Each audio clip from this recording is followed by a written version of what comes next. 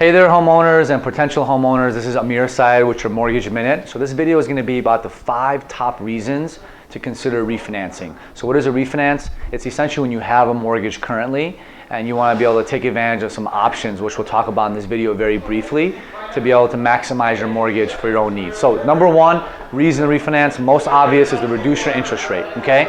So how does that happen? You buy a home, 6 months typically goes by. It's about a 180-day period. And rates get reduced, and it makes sense for you to roll your interest rate. You have a lower payment.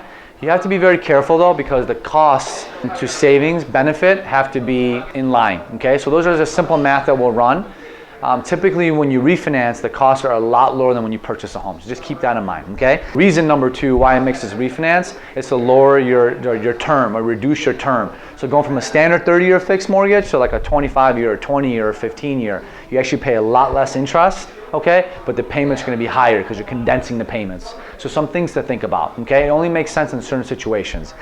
Reason number 3 is to eliminate what's called PMI, private mortgage insurance. A lot of first-time home buyers place 5 or 10% down, less than 20%. If you do that, you have what's called private mortgage insurance. Can be a dirty word to some people. I don't think it is. It makes sense for a lot of homeowners.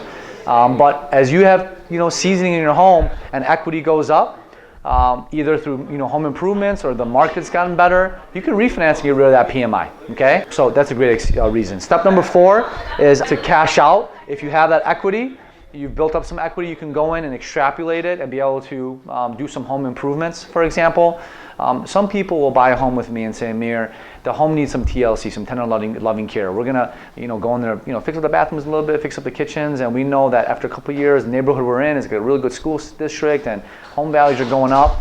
Home value goes up after all those improvements and so on and so forth.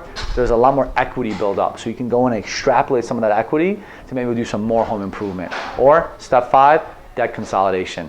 A lot of people have equity in their home and they have some debts that are built up that are high interest rates, 20, 22, 24%. So it makes sense to extrapolate some of that equity at 4, 5, 6, 7% current rates and mortgages, whatever time it may be that you're watching this video in an economic cycle. And if it's a lot lower than your credit card payments, it obviously won't make sense mathematically. You can still deduct mortgage interest deductions. As of right now, this video is being shot in October 2015. You can still deduct mortgage interest. So credit card interest you cannot deduct. So there's some tax ramifications or benefits there as well. Okay, so 5 top reasons. Reach out, ask me the questions you need. I reach out to all my past clients every single 6 months and do a quick review for 15 minutes to see if it makes sense, and it's been a complete game changer. It's all about saving money. It's always maximizing your mortgage. Okay, typically most mortgages don't have a prepayment penalty either, so you can refinance whenever you want.